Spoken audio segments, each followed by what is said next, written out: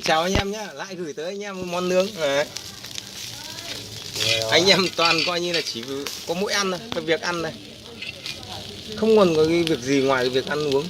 Cứ thứ bảy chủ nhật anh em nó lại vẽ ra. Chào anh em, hôm nay anh em tôi cuối tháng lại bem. Đấy, lại bem. Thấy không? Cuối tháng thịt này anh em thử đoán nó là thịt gì?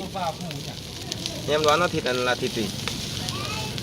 Đồ hôm nay mình làm cứ nướng cả tảng các bạn, nó mới không bị khô thịt. Hôm nay anh em bắn được một khoáng rồi. Mời. Con này là con gọi là con cháu thằng đâu ở đây là thơm không? Các bạn thấy ngửi thấy mùi thơm không? Đấy. Hai vợ thịt Khói nghi ngút, rất chìa thơm. cháu thằng vợ thằng Tùng. Nhưng mà lửa này hơi to.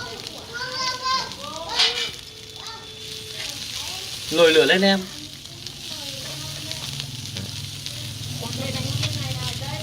Hôm nay anh em mà bem được về là tôi cứ nướng cả tảng.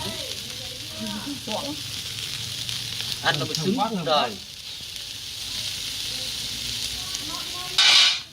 Món này nướng là cứ phải có dầu mì hoặc là mỡ lên thì nó mới không bị khô thịt các bạn. Đấy, anh em tôi là không biết ăn đâu, chỉ được làm được như này thôi, không biết làm ăn chắc không biết là có ngon hay không. Như này là sẽ không bao giờ khô thịt, mà sau đó thịt nó có dày, cái mỡ nó sẽ ngấm xuống bên dưới sâu ở bên trong, nó sẽ chín.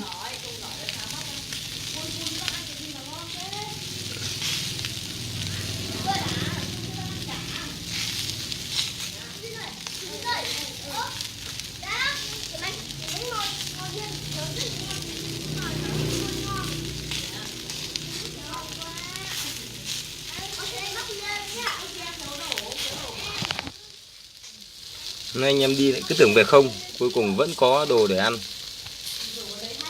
Hôm nay em làm là con hoang. Gửi anh em các cái đồ hoang dã.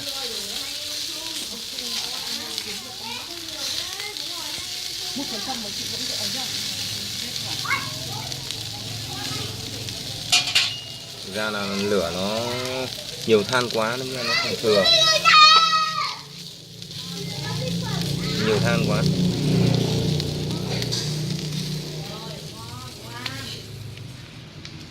Đây là để làm món sao lăn các bạn nhé. Rồi, món này làm món sao lăn gửi các bạn. Mình phải mua thêm một con gà nữa, gà rừng nữa để làm các món cho trẻ con với lại phụ nữ ăn. Đây anh em ạ. Làm gà để cho lẩu thuốc bắc, lẩu gà thuốc bắc các bạn nhé, lẩu gà rừng thuốc bắc. Đấy. Còn đây là để cho một món xào lăn, mõng xào lăn. Rồi, người ta lại quay ra ngoài.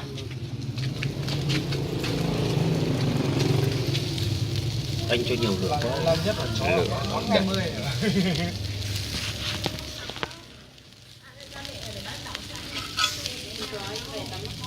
Đây.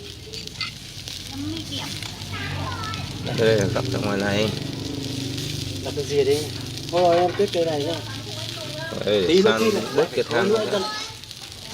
Cái đeo chốc châm.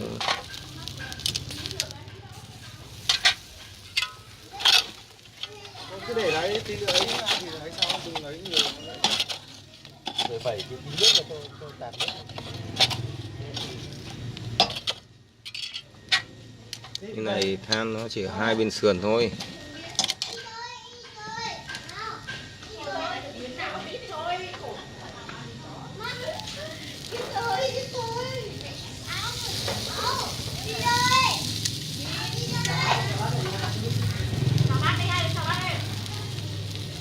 Cái này nó sẽ rất dày. Đấy, này. Toàn bắp thôi các bạn ạ. Ăn đùi các bạn nhé.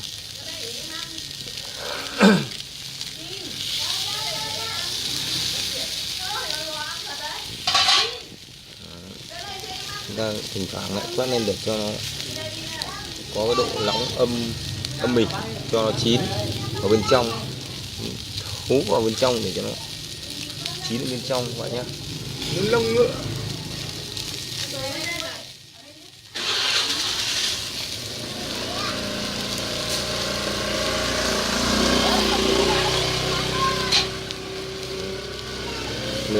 quá các bạn nhìn thấy lửa, lửa hồng quá, hơi nhiều lửa. Mẹ gọi không nghe máy, bách ra khỏi đội nhá.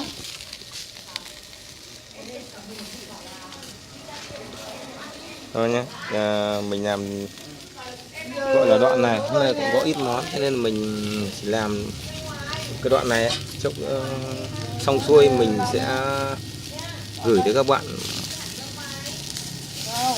để kết thúc đoạn video, sẽ gửi tới các bạn món gọi là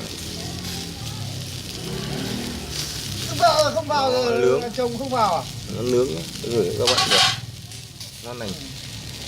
Lên thành phẩm xong rồi ra đĩa rồi mình sẽ cho các bạn xem là món này rất chi là ngon, tuyệt vời các bạn nhé. Hả?